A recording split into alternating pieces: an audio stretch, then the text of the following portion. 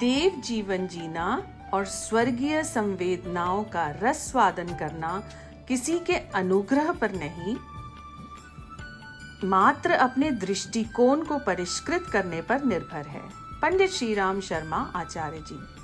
पुस्तक का नाम अपरिमित संभावनाओं का आकार, मानवीय व्यक्तित्व। मानव जीवन दिव्य सत्ता की अमूल्य धरोहर है। इस संसार में जो भी दिव्य गुण, अलौकिक तत्व, असाधारण सिद्धियां हैं, उनको एकत्र कर मनुष्य की सृष्टि की गई है। मानव जीवन की रचना कर परमात्मा ने मानो अपनी कला की इतिश्री कर दी। पर ब्रह्म की दिव्य क्षमताओं का वैभव जीव ब्रह्म में विद्यमान है। अतः उसका उत्तराधिकारी मानव भी अपने सृजेता की विशेषताओं से संपन्न है। विडंबना यह है कि आज इस ईश्वर पुत्र का देवत्व प्रसुप्त अवस्था में पड़ा है। यदि इसके देवत्व को उभारा जा सके, सही राह दिखाई जा सके, तो इस व्यक्ति रूपी समुच्चय में इतनी शक्ति भरी पड़ी है कि आत्मबोध के प्रकाश में पात्रता का अभिवर्धन करते हुए यह मानवीय व्यक्तित्व असंभव से असंभव दिख पड़ने वाले पुरुषार्थ कर सकता है।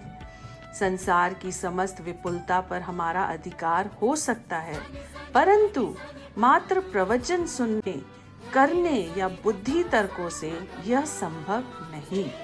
संकल्प शक्ति के साथ किए गए प्रयासों से ही यह संभव होगा। आपके समक्ष प्रस्तुत है एक लघु पुस्तक, जिसमें लेखक ने जीवन पद्धति को उन्नत बनाने, अपने देवत्व को जागृत करने तथा जीवन मुक्त स्तर की उत्कर्ष सत्ता प्राप्त करके ईश्वर का सच्चा उत्तराधिकारी बनने का मार्ग सुझाया है, जिसे आत्मसात कर हम अपनी जीवन सफल कर सकते हैं। पुस्तक के कुछ अंश।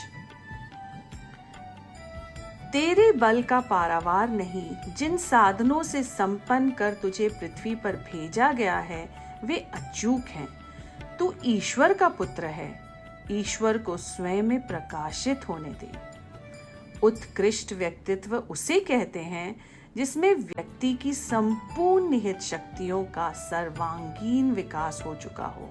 स्पष्ट है कि इन शक्तियों के विकास में मानव शक्ति, लालसा एवं सामूहिक चेतना की पूर्ण अभिव्यक्ति आवश्यक है। दोनों के सामंजस्य से बना हुआ व्यक्तित्व ही श्रेष्ठ कहा जाता है। पात्रता एवं प्रखरता अभिवर्धन ही योग और तप साधना का मूलभूत उद्देश्य है।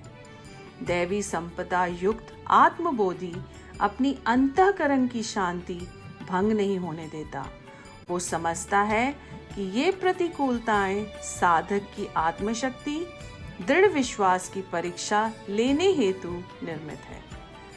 जीवन का आनंद लूटना एक कला है। अपनी रुचि एवं सामर्थ्य के अनुसार कार्य ढूंढिए और उसे पूर्ण सरसता से संपन्न कीजिए।